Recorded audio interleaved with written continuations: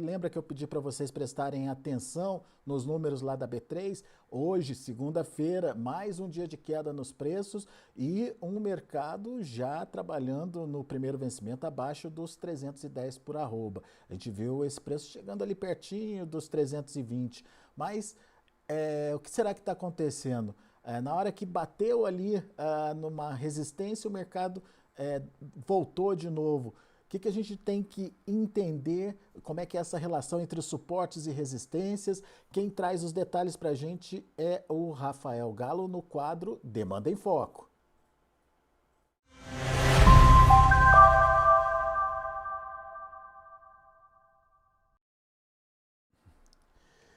Quem está comigo aqui é Rafael Galo, Head de Agronegócios e Mercado de Capitais na A7 Capital. Seja bem-vindo, meu amigo. Obrigado por mais uma vez estar aqui com a gente. E a gente, obviamente, está acompanhando aí o mercado lá na B3 e tem gente com olho desse tamanho aí, vendo esse resultado recente aí de queda nos preços, Rafael. O que está acontecendo? Conta mais para a gente qual que é a sua percepção aí desse mercado. Será que não vamos ver uma continuidade da alta? Pelo menos quando a gente olha para o que está acontecendo no mercado futuro, a gente imagina que é um comportamento que logo vai ser assumido pelo físico. Pode ser isso na prática? Conta mais para a gente, Rafael.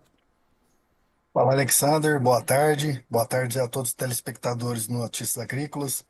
Realmente o mercado futuro acabou dando uma virada, né, Alexander? Pegando bastantes pessoas de surpresas aí. Mas era algo assim que a gente já identificava que poderia acontecer esse tipo de movimento, né? A gente saiu de um movimento de forte alta ali na segunda quinzena de julho, né? Depois da questão do tarifaço ali, que a gente chegou a ver os contratos ali perto de 295, R$ 297 por arroba, e depois, logo em seguida, engatou uma forte alta, né, chegando ali próximo ali os 319, R$ 320. E aí, assim, é normal mesmo o mercado, depois de um certo movimento, tanto para baixo quanto para cima, ele fazer alguma realização durante algum período, né?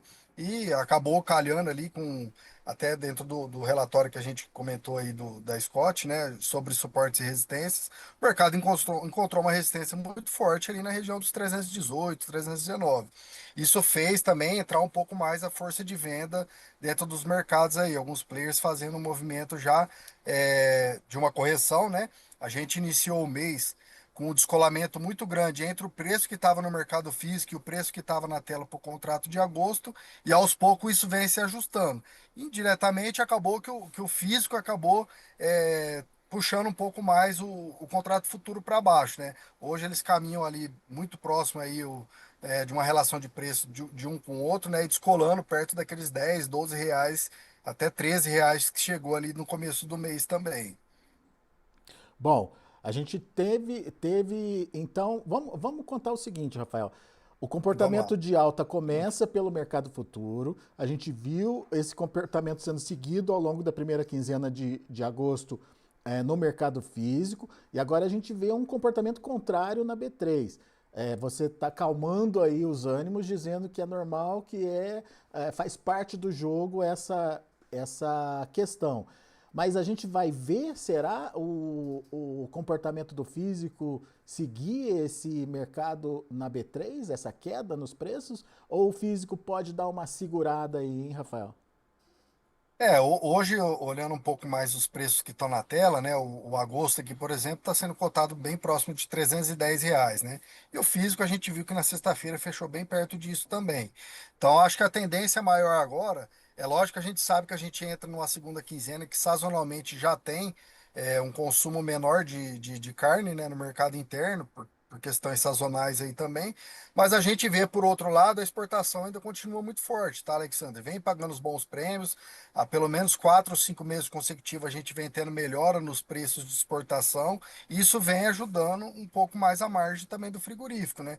Que deve abrir espaço para continuar pagando uma relação de preços um pouco melhor, né? A questão de custo também a gente vê que deu uma aliviada, e isso continua sendo atrativo também para confinamentos, para semi-confinamento aí no curto prazo, mas a tendência é igual a gente vem comentando. a tendência, estruturalmente, o mercado tem caminhado para alta.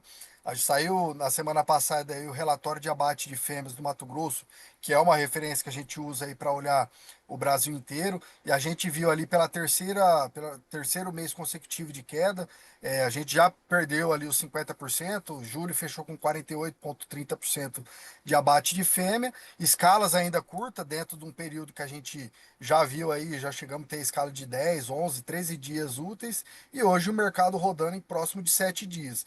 Então a gente tem um pouco mais de sensibilidade para o mercado retomar uma tendência de alta, né? Isso talvez seja mais um motivo de realização do que realmente a continuidade de uma tendência de queda aqui, pelo menos no curto prazo. Muito bem. Então, aquele respiro, né, Rafael, para de subir, mas não perde preço aí. Vamos contar com isso no mercado físico. Mas, olhando para o Isso. mercado futuro, deixa eu pedir para o Pedro, nosso editor, colocar de volta a tela da B3, só para a gente entender um pouquinho de como se Vamos lá. comportaram os preços. A gente tem, nesse Certo. momento, tem um delay, né, obviamente, ali de horário, mas a gente tem o agosto a 309,85, com uma queda de 0,23%, e o outubro 320,80, uma queda de 0,87%. E na semana passada foi um mercado de queda e a B3 perdeu bem. A gente viu, por exemplo, outubro ali perto dos 330 e até alguns momentos trabalhando acima dos R$ 330, né, Rafael? É, Foi uma queda sim. importante se a gente considerar uma semana aí, não?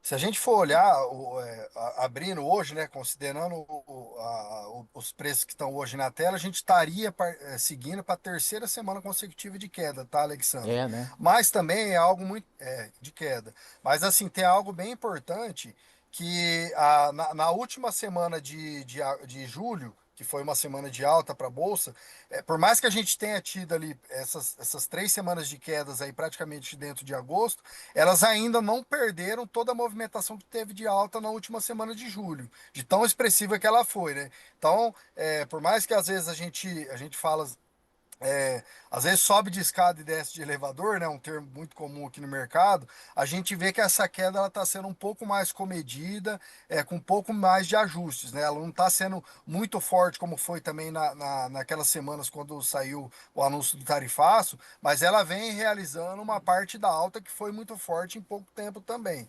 E isso é normal, né? Sempre que o mercado exagera para alguma das pontas, tanto para alta quanto para baixa, depois os fundamentos e os próprios agentes do mercado acabam se adaptando ali e chegando a um consenso do que seria o preço justo ali. E aparentemente, dado que a gente está vendo os preços aí na tela, a gente está trabalhando com um suporte bem interessante de preço no agosto ali bem próximo de R$ 310, né? Ô, Rafael, você no seu artigo junto à Scott Consultoria fala para ter cautela. Cautela em que sentido? Como é que você quer justificar esse momento para o pecuarista? O que a gente sempre fala, Alexandre, é assim, às vezes o pecuarista, né, a gente teve bastante oportunidade, por exemplo, como comentado lá no artigo, quando os preços chegaram ali perto de 318, R$ 319, que já era uma zona de resistência, que a gente saberia que encontraria alguma resistência dos preços continuarem subindo por ali, que é importante o pecuaristas fazerem essas aquisições de seguros de preço, que a gente sempre fala em todas as vezes que a gente conversa aqui no mercado, para garantir a margem, né? E assim, é muito melhor você comprar um seguro de baixa em um momento que o mercado está em alta, né? Que aí você paga mais barato por ele para isso, do que você comprar isso num mercado de queda, que talvez a proteção, né? A efetividade dessa ferramenta ela vai ser muito justa com talvez sua margem, com o seu preço ali de tela. Então, hoje, por exemplo, a gente está numa região de suporte. Aparentemente, dado alguns fundamentos e alguns dados que a gente tem do mercado, aparentemente é um suporte que deva ser respeitado e que aí o mercado pode continuar novas altas. Mas nada impede do mercado de fazerem continuarem a queda, né? E aí é importante também o produtor olhar para esses fundamentos e para esses suportes e resistência para ele se proteger e garantir pelo menos o custo da sua reposição, da margem e etc. Muito bem. Só explicando, resistência é o limite de alta, o suporte é o limite de baixa. Para baixo. Quando você Isso. rompe ou suporte ou resistência, você coloca fogo no mercado para ele buscar novos patamares aí, ou para baixo ou para cima, dependendo do momento. Hoje nós estamos no momento de De- suporte aí para os preços e, Isso. portanto, por isso que o Rafael falou de rompimento aí desse suporte, precisa É, ficar atento aí ao mercado. é. Rafael, obrigado, meu caro, pela participação, obrigado aí pelos esclarecimentos e é sempre bom entender, né, esse movimento na B3 e como isso influencia na formação dos preços. Eu que agradeço, Alexandre. Eu acho que só pegando um gancho para a gente finalizar aqui, como você comentou, realmente o suporte é uma zona de atenção, né, que a gente fala. E ali, por exemplo, os preços, se a gente vê dentro da semana, trabalhando ali, perdendo os 309, hoje está agora na tela 309,70, ele abre espaço para ir buscar ali os 297 até os R$ 300 por arroba.